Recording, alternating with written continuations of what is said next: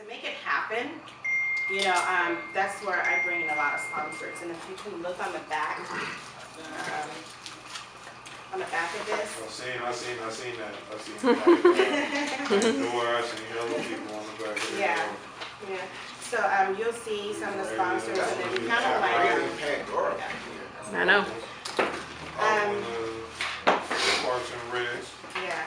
So a lot of these sponsors, it's about building relationships over the years, getting in contact with these people and finding out, you know, who is who, you know, getting past the gatekeepers, you know. So a lot of these sponsors is, you know, with Black Enterprise, you know, I happen to have, you know, built a relationship with the person who's in charge of the marketing, you know, so he was able to, you know, get me sponsored. So what I have is what you called a sponsorship packet. Okay.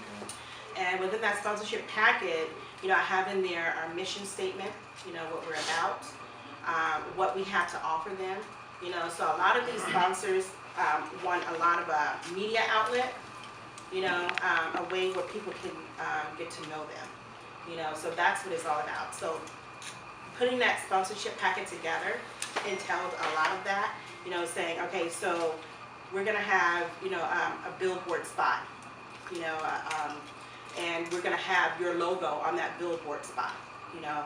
And with BART, you know, we're going to have a spot at the BART station, you know, and in Embarcadero, where there's a lot of people catching a train every day.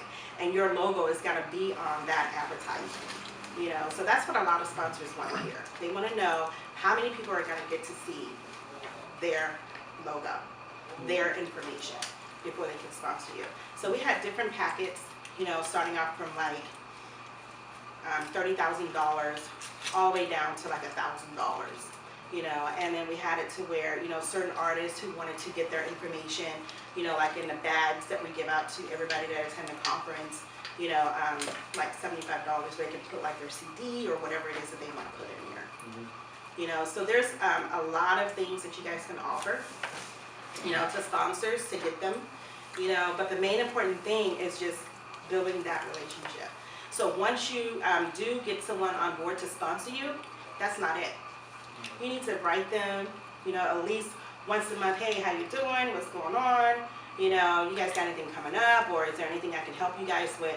Whatever. So you're building that long-term relationship, so they will continue to want to come on board and sponsor your event.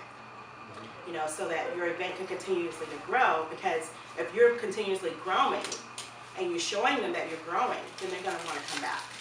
So basically what I do is I find out who is the go-to person in the marketing department, or the person who handles all their sponsorship decisions. Right. I don't want to go through the middleman, you know, because that can take longer.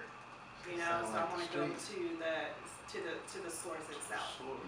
You know, and once I find out who that person is, you know, I call them and I send them an email behind that phone call, and give them a little background about what it is that we're doing, how long we've been doing it, you know, and then I attach the sponsorship packet with a one-page summary, you know, to that. After I send that out, I wait a couple of days. If I have not heard from them, I call them back, you know, and then I get to talk to that person. I give them a couple of days to decide if that's something they want to do, because you don't want to waste a lot of time. Right. People who's giving you the runaround. Yeah. Oh, can you call me back? Can you come? You know, so after, you know, after that first initial conversation with them, you know, after the second one, if I don't get anything, I'm moving on to the next one, because you don't have a lot of time to waste. You know, so that's basically how I do it. I find out who is the go-to person. Get around the That's like, how do you find that out? Like you can like go on their website or find that, or what? You can go to the website, or you can just actually call. You just actually call the company. Oh, just actually the head of marketing. Can I talk to the head of marketing? Exactly. Yeah, absolutely. And they will put you through to that person, or they will give you an email for that person. And like, so this, like the organizations you had, like you were like, is there certain reason why you picked these organizations? Like. No certain reason. I was just going for the people who got the money. Okay. You know, so even though this is a music conference, you don't have to settle for, you know, just the people in the music industry for sponsors. You know, because I mean, you can go outside. because it's, for instance, like Comcast. Sponsor, You know. sponsor. Hmm? I said like sponsor is a sponsor. Right? Exactly. I know I just be seeing people with You gotta sponsors get some everywhere. chicken. Different shit, dog. Well, and a lot of times too, isn't it true that like,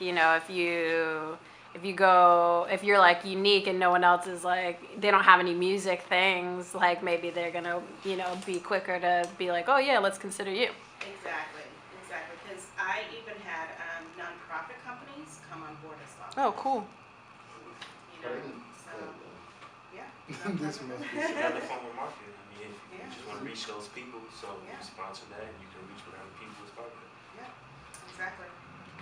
So, think outside the box, go for everybody. I've even gone to Deloitte, which is a law firm, Consultant. so it's, even going at, a lot of law firms, so, it's, I bet you want the money.